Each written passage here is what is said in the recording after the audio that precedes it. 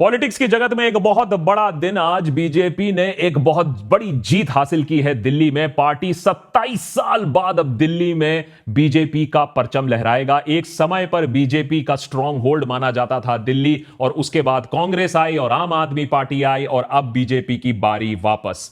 People power supreme होता है। प्रधानमंत्री नरेंद्र मोदी बीजेपी के हेडक्वार्टर्स में एक लंबा चौड़ा भाषण देते हुए उन्होंने आश्वासन दिया कि बीजेपी हर वो काम करेगी, it will leave no stone unturned, कि भैया दिल्ली में ऑलराउंड डेवलपमेंट हो, वर्ल्ड क्लास सिटी बने और वहां रहने वाले लोगों की जिंदगी बेहतर हो। दिल्ली की chief minister, outgoing chief minister आम आदमी पार्टी की आतिशी ने हार तो मानी, कहा कि यह सेटबैक तो आम आदमी पार्टी के लिए है, लेकिन वो अपनी जंग, वो अपनी स्ट्रगल जारी रखेंगे और बीजेपी के खिलाफ भी वो अपना मोर्चा खोल के रखेंगे।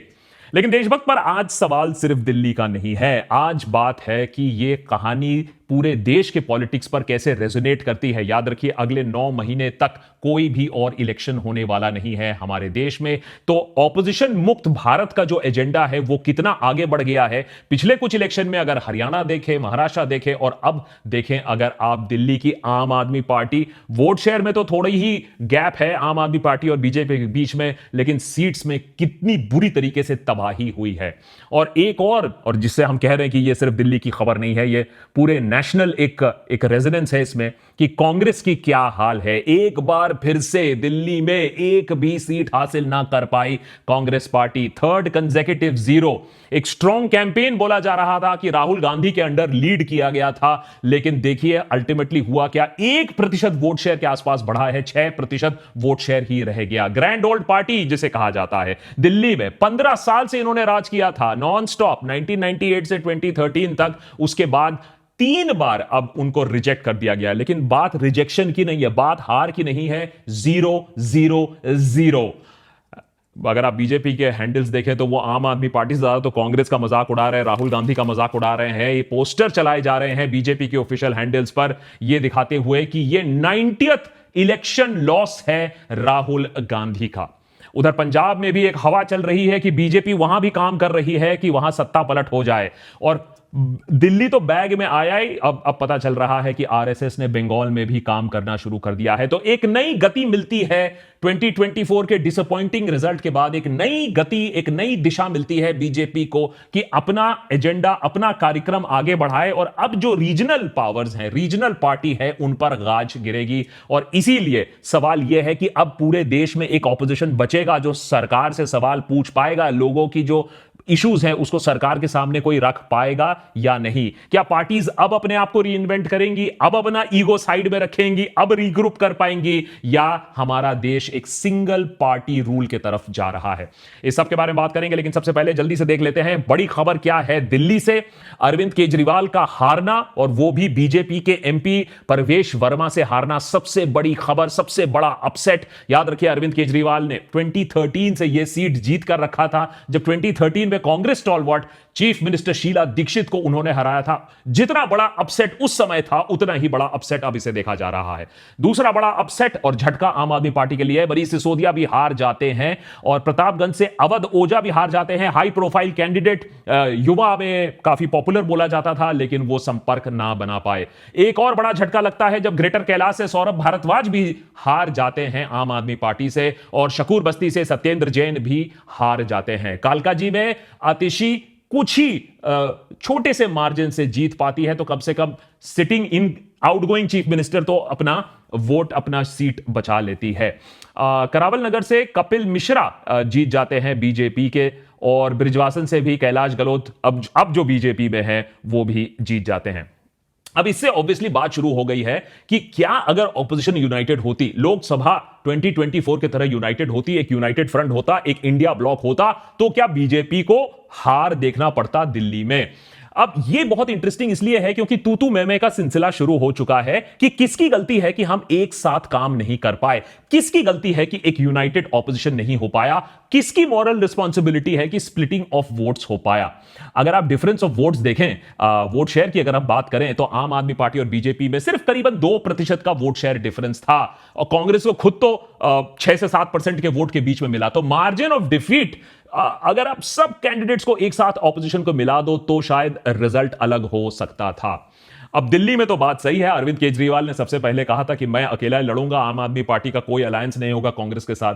आम आदमी पार्टी का कहना यह हमने इसलिए किया, हरियाणा में आपने हमारे ऊपर छुरा भोंका था। हरियाणा से पहले गोवा में आम आदमी पार्टी ने अपने आप जाने का डिसीजन लिया था। तो गलती तो दोनों तरफ से है कि एक यूनाइटेड फ्रंट नहीं हो पाया। अगर लोकसभा 2024 के तरह एक यूनाइटेड फ्रंट होता तो शायद हरियाणा में भी थोड़ा बहुत चेंज हो सकता था, दिल्ली में तो डेफिनेटली, बताता हूं कैसे। लेकिन उससे पहले यह देख लेते हैं कि इंडिया अलायंस के हाल क्या है। उमर अब्दुल्ला वहां ट्रोल कर रहे हैं आम आदमी पार्टी और कांग्रेस को बैठकर। मायावती की बहुजन समाज पार्टी भी कंटेस्ट करती है 70 के 70 सीट्स के ऊपर। लेफ्ट पार्टी भी घुस जाती है, जिनके पास थोड़ा पॉकेट ऑफ इंफ्लुएंस होता है। तो रिजर्व कंस्टिट्यूएंसीज में लेफ्ट पार्टी भी वहां घुसी पड़ी हुई है। आधे दर्जन कैंडिडेट उन्होंने भी लगा दिया है। ओएसी का एआईएमआईएम भी वहां भी घुस गया है। आम आदमी पार्टी के जरूर वोट्स काटे गए हैं मुस्लिम डोमिनेटेड कंस्टिट्यूएंसीज में। चंद्रशेखर आजाद का आजाद समाज पार्टी, काशीराम, वो भी इलेक्शन के मैदान पे था, तो और वोट वहां भी कट गए। अब अजीत पवार ने कहा कि हम भी आ जाते हैं, तो नेशनलिस्ट कांग्रेस पार्टी एनसीपी की बीजेपी एलआई भी है, लेकिन उन्होंने भी 30 सीट में कंटेस्ट किया। अब इससे बेनिफिट किसको मिला, अब आप बात समझ लीजिए। लेकिन इंटरेस्टिंग चीज है कि अगर आप आंकड़े देखो तो आपको समझ में आएगा कि क्या अगर ये कांग्रेस और सिर्फ आम आदमी पार्टी ही साथ में लड़ती तो 14 के 14 सीट और आराम से आम आदमी पार्टी के खाते में जाती। अगर आप ग्रेटर कैलाश में देखें तो विक्ट्री मार्जिन वो 3188 और कांग्रेस को मिले थे 6711। तो ग्रेटर कैलाश उनके खाते में होती। जंगपुरा में 675 सीट्स के विक्ट्री मार्जिन से बीजेपी जीतती है और कांग्रेस को मिलते हैं 7350 सीट, तो यहां भी अलायंस जीत जाती। संगम विहार में 344, देखिए कितनी छोटे छोटे मार्जिन से जीत हासिल की बीजेपी ने। कांग्रेस को यहां 15000 से ज्यादा वोट्स मिले थे। तिमारपुर में 1100 के आसपास का विक्ट्री मार्जिन, कांग्रेस को मिले 8300। मालवीय नगर में 2000 का विक्ट्री मार्जिन, कांग्रेस को मिले 6-7 हजार के आसपास वोट्स। न्यू दिल्ली में 4000 और वैसे ही कांग्रेस को मिलते हैं 4500। तो 500 सीट्स के आसपास से कांग्रेस और आम आदमी पार्टी जीत जाती न्यू दिल्ली में। अरविंद केजरीवाल शायद नहीं हारते अगर एक अलायंस होता। छतरपुर में भी ऐसी स्टोरी है, 6239 का विक्ट्री मार्जिन है और कांग्रेस को मिलता है 6601। तो बड़े करीब छोटे मार्जिन से यहां भी अलायंस जीत जाती। कस्तूरबा नगर में भी 11000 का विक्ट्री मार्जिन, लेकिन कांग्रेस जो सेकंड पोजीशन पे होती है उसे 27000 वोट्स मिलते, तो यहां भी अलायंस जीत जाती। नंगलोई जाट में भी 26000 का विक्ट्री मार्जिन, कांग्रेस को मिलते हैं 32000। मदनीपुर में भी यही स्टोरी है, मेहरौली में भी यही स्टोरी है, राजेंद्र नगर में भी यही स्टोरी है। त्रिलोकपुरी अगर आप देख लीजिए 392 सीट्स की विक्ट्री मार्जिन है और कांग्रेस को मिलते हैं 6150 के आसपास सीट्स। और अगर हम मुस्तफाबाद की बात करें तो 17000 का विक्ट्री मार्जिन है, लेकिन यहां एआईएमआईएम के कैंडिडेट को मिलते हैं 33000 वोट्स। तो अगर अलायंस होता तो एक अलग डेफिनेटली एक रिजल्ट आ सकता था। अब क्या कांग्रेस पार्टी को, आम आदमी पार्टी को, एआईएमआईएम को और बाकी और सारे ऑपोजिशन पार्टीज को समझ में आएगा कि जो इंडिया ब्लॉक के वजह से 2024 में उनको वोट्स मिले थे, वो इसलिए था कि लोगों ने रियलाइज किया कि भैया हमारे देश में एक ऑपोजिशन भी होना चाहिए जो सरकार से सवाल पूछे। बात यह नहीं है कि कौन इलेक्शन जीत रहा है, प्रधानमंत्री कौन है, एक ऑपोजिशन की भी दरकार है हमारे देश में। आज वो भी खत्म होते दिख रहा है, क्योंकि ना इंडिया अलायंस ने अपना कोई कॉमन मिनिमम प्रोग्राम किया, ना इंडिया अलायंस ने अपना कोई स्ट्रेटेजी बनाया, ना इंडिया अलायंस ने अपना कोई कॉमन मिनिमम प्रोग्राम बनाया या मीटिंग की या कोई फ्लोर स्ट्रेटेजी बनाई है संसद में। तो यह सवाल है कि अल्टीमेटली हमारे देश में अब विपक्ष खत्म हो चुका है या नहीं। और इन सब चीजों से भी सीख लेनी होगी ऑपोजिशन को कि किस तरीके से जो इनकम्बेंट पार्टीज है, रीजनल पार्टीज हैं, उन्हें एक एक करके खत्म किया जाएगा। कुछ खास वजह है जिसकी वजह से आम आदमी पार्टी हारी, जबकि आम आदमी पार्टी ने कोशिश बहुत की थी। आम आदमी पार्टी के बहुत सारे नेता जेल भी गए, लेकिन जो इरोजन ऑफ ब्रांड वैल्यू था ऑफ अरविंद केजरीवाल, उसे वो रोक नहीं पाए। याद रखिए, अरविंद केजरीवाल और आम आदमी पार्टी को लोगों ने इसलिए वोट दिया था क्योंकि वो एक नई पार्टी थी, एक उमंग था, एक फ्रेशनेस था। लेकिन वो फ्रेशनेस आप कितने दिन रख पाओगे? वो एजेंट ऑफ चेंज का जो आपका एक यूएसपी है, वो आप कितने दिन रख पाओगे? क्योंकि मेरे ख्याल से सबसे बड़ा जो प्रॉब्लम था वो था कि अरविंद केजरीवाल ने जो अपनी आम आदमी पार्टी और आम आदमी का जो इमेज था कि वो चप्पल में भी चले आ रहे हैं, मफलर में भी चले आ रहे हैं, खांस रहे हैं, रेनॉल्ड्स का पेन रख रहे हैं, एक छोटे से मकान में रह रहे हैं, वो सारी चीजें, वो वैगन आर, वो सब हट गया जब आपने शीश महल बनवा दिया। ऐसा नहीं है कि दूसरे चीफ मिनिस्टर बड़े बड़े मकान नहीं बनवाते हैं, लेकिन जब आपकी यूएसपी थी कि आप एक आम आदमी हो और आपने जाकर इतने बड़े बड़े मकान बना दिए, अरबों खरबों का, कर्टन, जकूजी, मार्बल टाइलिंग लगा दिए, तो कहीं ना कहीं लोगों के मन में यह बात समझ में आई कि यह बंदा जेन्युइन नहीं है।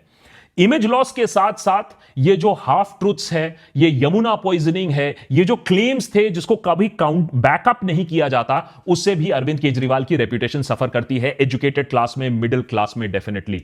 इतने सारे आपने प्रोमिसेस किए, चलिए आपने दिए, फ्री इलेक्ट्रिसिटी दिया, आपने वाटर दिया, free rides of buses for women दिया, बिल्कुल दिया, फ्रीबीज दिया, लेकिन डेवलपमेंटल वर्क को लेकर सवाल अभी भी खड़े हैं, क्योंकि आपने दिल्ली स्कूल के बारे में बात किया, आपने मोहल्ला क्लिनिक के बारे में बात किया, आपने इन्हें अचीवमेंट्स दिखाया, लेकिन बीजेपी ने कहीं ना कहीं इसको सक्सेसफुली काउंटर भी किया है। बीजेपी ने हाईलाइट करने की कोशिश की कि कैसे मोहल्ला क्लिनिक्स काफी सारे डिसफंक्शनल हैं और क्या इसमें फाइनेंशियल स्कैम है। परवेश वर्मा ने बार बार जाकर केजरीवाल को चैलेंज किया कि न्यू दिल्ली असेंबली सीट में ये जो मोहल्ला क्लिनिक है, ये हल्ला क्लिनिक है, और ये कहीं ना कहीं लोकप्रिय भी हुआ। ये जो टर्मिनोलॉजी है, जैसे आपदा है वैसे ही हल्ला क्लिनिक।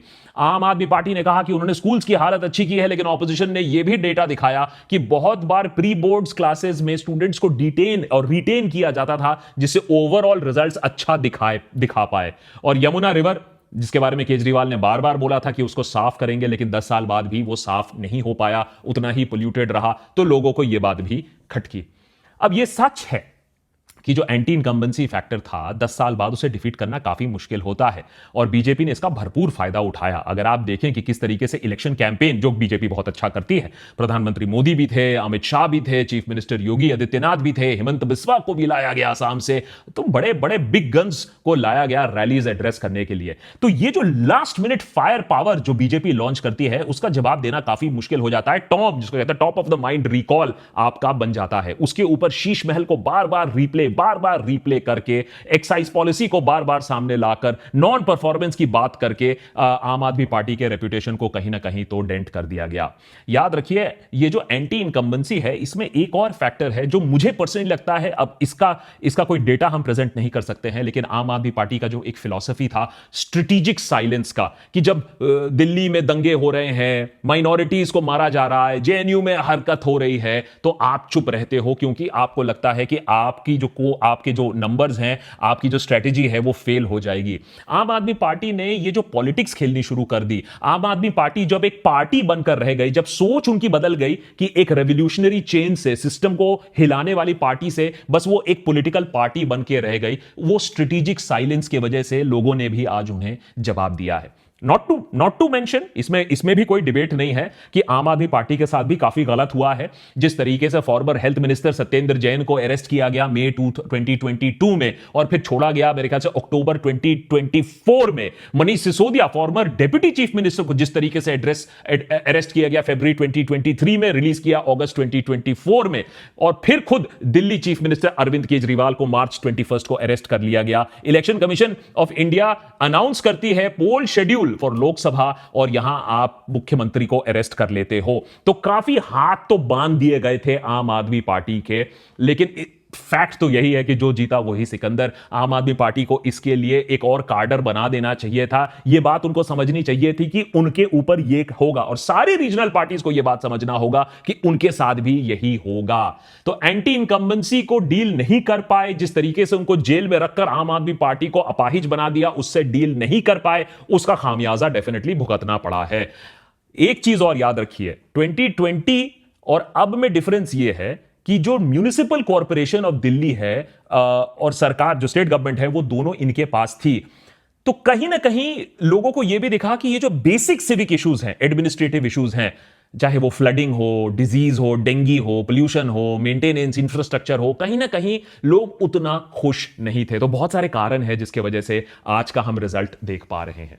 उधर बीजेपी ने ऐसा क्या कर दिया, ऐसा क्या मैजिक कर दिया, जिसके वजह से 50 के आसपास 2/3 मेजॉरिटी से वो जीत कर आते हैं। एक बहुत इंपॉर्टेंट फैक्ट तो यह है कि मिडिल क्लास वोटर बहुत इंपॉर्टेंट होता है दिल्ली में। एक ऐसा इकलौता इलेक्शन है जहां मिडिल क्लास डिसाइड करेगी कि भैया सरकार कौन बनाएगा, जिसकी वजह से आम आदमी पार्टी को भी इतना सक्सेस मिला है। 67% हाउस होल्ड्स को मिडिल क्लास श्रेणी में डाला जाता है दिल्ली में। अब आम आदमी पार्टी की फ्रीबीज तो हैं, ठीक है, जेजे क्लस्टर स्लब्स में बहुत अच्छा काम किया, बहुत, इस बार भी वहीं से वोट आए हैं। लेकिन जो टैक्स पेयर है, जो मिडिल क्लास है, उसको लगता है कि मेरे पैसे से ही तो ये सब फ्रीबीज दे रहे हो, ये सब रेवड़ी दे रहे हो। तो जो केजरीवाल की सीट है, दिल्ली, न्यू दिल्ली सीट है, उसमें काफी गवर्नमेंट इंप्लॉइज हैं। अब आप ये बात भूल नहीं सकते हैं कि 8th पे कमीशन का जो अनाउंसमेंट है, उससे जो सैलरी हाइक है, जो सेंट्रल गवर्नमेंट एम्प्लॉइज हैं, वो तो उससे बहुत खुश हैं। और स्ट्रेटेजिकली जनवरी 16 को ये अनाउंसमेंट किया गया था। कोइंसिडेंस है, इलेक्शन से तो कोई लेना देना है नहीं है। और ये भी कोइंसिडेंस ही है कि वोटिंग डे से बस कुछ ही घंटों पहले यूनियन बजट में भी एक इतना बड़ा धमाका दिया गया कि इनकम टैक्स जो आपको रिबेट दिया जा रहा है, 12 लाख रुपए तक टैक्स एक्सेप्शन दिया जा रहा है, उसके बारे में हमने पूरा एपिसोड भी बनाया था। उससे इफेक्ट तो पड़ा है डेफिनेटली मिडिल क्लास वोटर, जो अनडिसाइडेड वोटर है, उसको स्विंग करने में जरूर मदद मिली है। याद रखिए, जो वोटर परसेंटेज है, जो वोट शेयर है, वो सिर्फ 2% है। छोटा सा छोटा फैक्टर ये 2% को इधर से उधर ला सकता है और इलेक्शन के नतीजे बदल सकता है। और एक चीज जिसको अब बीजेपी समझ रही है, जिसको शायद पिछले कुछ सालों में बीजेपी भूल गई थी, कि उनके भी पापा हैं। नहीं, उनके पापा आरएसएस हैं, जो साइलेंटली हरियाणा में, महाराष्ट्र में और इस बार दिल्ली में काम किया है। उनका एजेंडा था और वो किया भी है काफी हद तक, 50,000 ड्राइंग रूम्स तक पहुंच के, कि एक एक बंदे के साथ बैठ के ड्राइंग रूम में हम कॉन्वर्सेशन करेंगे, उनकी दिक्कतें समझेंगे और उनकी बात सुनेंगे और अपनी बात मनवाएंगे। हरियाणा में हमने देखा, महाराष्ट्र में देखा, 2024 लोकसभा चुनाव में जो अंडर परफॉर्मेंस के बाद आरएसएस जिस तरीके से concerted attempt, grass roots campaign कर रही है, वो कोई और पार्टी मैच नहीं कर सकती है। अनाउंसमेंट ऑफ इलेक्शन होने से पहले ही इन्होंने ड्राइंग बोर्ड पर जाकर ड्राइंग रूम मीटिंग्स, कौन कहां जाएगा, localities, office, institution, shopping centre, school, कैसे लोगों से संपर्क साधा जाएगा, ये सारी प्लानिंग आंख ली थी। इसको अंडर एस्टिमेट मत करिएगा।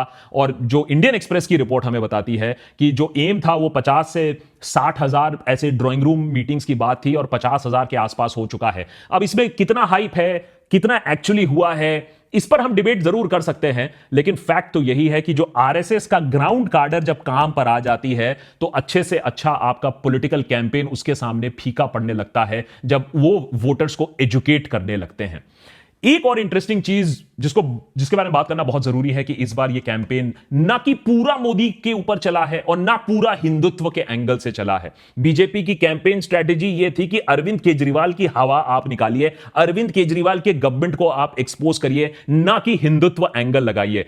हिंदुत्व एंगल दिल्ली जैसे शहर में जहां इतना मिडिल क्लास है, एजुकेटेड क्लास है, हो सकता है वहां बैकफायर करेगा। बीजेपी ये बात समझती थी, इसीलिए ब्रॉडर सेगमेंट को इंक्लूड करने के लिए, एक कॉमन स्ट्रेटेजी बनाने के लिए उन्होंने रिलीजियसली चार्ज कैंपेन की जगह एक पॉलिसी, गवर्नेंस और केजरीवाल फोकस्ड कैंपेन ही रखा। साथ ही साथ obviously pollution, traffic, public safety, जो रेजिडेंट वेलफेयर एसोसिएशंस में घुस घुस के जिस तरीके से कैंपेन हुआ है, जी हां, वो आपके रेजिडेंट वेलफेयर एसोसिएशन का व्हाट्सएप जिससे कैंपेन हुआ है, वो भी एक सिग्निफिकेंट एंगल है। बीजेपी ने स्पेसिफिक डेमोग्राफिक्स, पूर्वांचलीज, स्लम ड्वेलर्स, एक एग्रेसिव डिजिटल कैंपेन चलाया था, एआई इनहांस्ड कंटेंट चलाया था, मीम्स चलाया था। आम आदमी पार्टी भी ये सब करने की कोशिश उन्होंने की थी, लेकिन ऑब्वियसली बीजेपी के पास रिसोर्सेज काफी ज्यादा है। एक फैक्टर जो बीजेपी हमेशा समझती थी वो ये है कि आम आदमी पार्टी की परफॉर्मेंस असेंबली इलेक्शंस में तो स्ट्रांग होती थी, लेकिन बीजेपी लोकसभा इलेक्शंस में तो हमेशा जीती थी, सारे के सारे सीट जीती थी। इसका मतलब है कि एक लेटेंट वोटर तो उसके पास था ही, वो प्री एग्जिस्टिंग सपोर्ट बेस था ही, जो उसके लिए लोकसभा इलेक्शन में तो वोट कर ही रहा था। बस उसका मन बनाना था कि वो असेंबली इलेक्शन में भी हमें ही वोट दे, नेशनल इश्यूज पर तो हमें वोट ही दे रहा है, उसको दिल्ली के इश्यूज के लिए मनवाना था। और इसीलिए परवेश वर्मा जैसा स्ट्रांग जाट लीडर उन्होंने कंस्टिट्यूएंसी में उतारा कि भैया आप एक काम करिए, आप इस बार दिल्ली का इलेक्शन लड़िए, जाट कम्युनिटी को हमारे पास वापस लाइए, जो पहले आम आदमी पार्टी को फेवर कर रहा था। तो ये काफी थॉट प्रोसेस गया है, इसके पीछे एक दिन की ये प्लानिंग नहीं है। जो बहुत ही वरिंग होना चाहिए रीजनल लीडर्स के लिए कि बीजेपी ने इस बार दिल्ली इलेक्शन जीता। प्रधानमंत्री नरेंद्र मोदी का चेहरा ठीक है, लेकिन जहां एक स्ट्रांग लीडर होता है, एक स्ट्रांग रीजनल फेस होता है, वहां नरेंद्र मोदी का चेहरा भी भारी उनके हमेशा इफेक्टिव नहीं होता है। केजरीवाल ने मजाक उड़ाया है, टॉन्ट किया है बीजेपी को बार बार कि भैया अपना सीएम चॉइस तो हमको दिखाओ। अरे दिल्ली में if not me then who. लेकिन इस बार दिल्ली में चीफ मिनिस्टर कैंडिडेट बिना अनाउंस किए इतनी बड़ी जो जीत हासिल कर ली है बीजेपी ने, इससे यह दिखाता है कि नरेंद्र मोदी का चेहरा अभी भी इलेक्शन जीत सकता है, और यह भी कि आपको कोई फेस की जरूरत अभी नहीं है। आप एक असेंबली इलेक्शन जीत सकते हो अपना सीएम कैंडिडेट बिना अनाउंस किए हुए भी। विमेन वोटर जो इस बार मेन वोटर से ज्यादा जिन्होंने वोट किया, उन्होंने भी क्लियरली बीजेपी की तरफ किया, तो विमेन वोटर का सपोर्ट भी बीजेपी को मिला है। अब एलिफेंट इन द रूम के बारे में बात कर लेते हैं। काफी बातचीत ऑलरेडी हो रही है कि अरविंद केजरीवाल ने कैसे इलेक्शन कमीशन ऑफ इंडिया को बार बार बोला कि उन्होंने अपलोड क्यों नहीं किया booth wise data of Delhi polls. एक ट्रांसपेरेंसी कैंपेन वेबसाइट भी लॉन्च किया कि ईसी ने किस तरीके से फॉर्म 17C बेसिकली कि एग्जैक्ट नंबर ऑफ पोलिंग एक एक बूथ में कितना हुआ है, उसके लिए इलेक्शन कमीशन ने खूब टाइम लगाया, जितना लगाना नहीं चाहिए था, इस बात में कोई डाउट नहीं है। इलेक्शन कमीशन ने फिर बोला नहीं नहीं हम सब काम एकदम ठीक कर रहे हैं, और जब इतना टॉन्टिंग हुआ और आम आदमी पार्टी ने अपना डेटा रिलीज किया तो उन्होंने भी अपना डेटा फाइनली अपने वेबसाइट पर अपलोड किया। इसमें कोई डाउट नहीं है कि इलेक्शन कमीशन को और ट्रांसपेरेंट तरीके से काम करना चाहिए, और हमने वोटर लिस्ट एडिशन और डिलीशन के ऊपर एक पूरा एपिसोड बना के रखा है कि कैसे ऑपोजिशन ने भी ना सिर्फ ईवीएम का जुमला बजाकर ना पूरा मुद्दे को कंफ्यूज कर दिया है।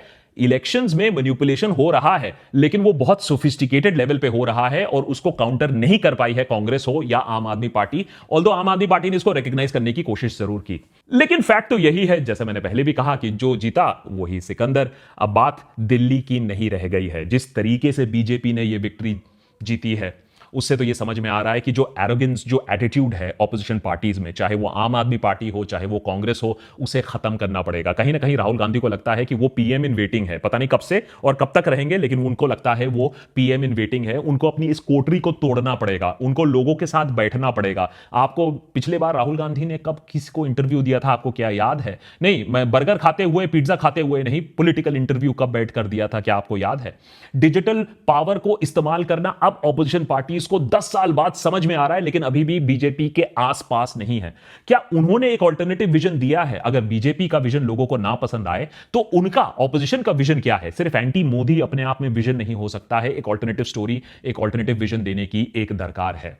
एंड फाइनली, जो हम पहले भी बोलते आए हैं, जब तक ना आप साथ में काम करोगे, हमारे देश की जनता ने सोच समझकर, सूझबूझकर इंडिया अलायंस को इतना बड़ा मैंडेट दिया था। इंडिया ब्लॉक ने 2 महीने काम किए थे और इतना बड़ा मैंडेट मिला था, और उसके बाद आपने उस मैंडेट को डस्टबिन में फेंक दिया। एक भी कोऑर्डिनेशन मीटिंग नहीं, एक भी कॉमन मिनिमम प्रोग्राम नहीं, एक भी फ्लो स्ट्रेटेजी नहीं। आपने सोचा नहीं, ये बस एक बार वोट मिल गया है, अब हम इसको हटा देते हैं, ये असेंबली इलेक्शन के लिए है ही नहीं। किसने कहा? पता नहीं, आप लोगों ने सोचा, क्योंकि आप लोगों ने सोचा कि आपको जीवन दान मिल चुका है, जो कि ध्वस्त हो चुका है पिछले कुछ महीनों में।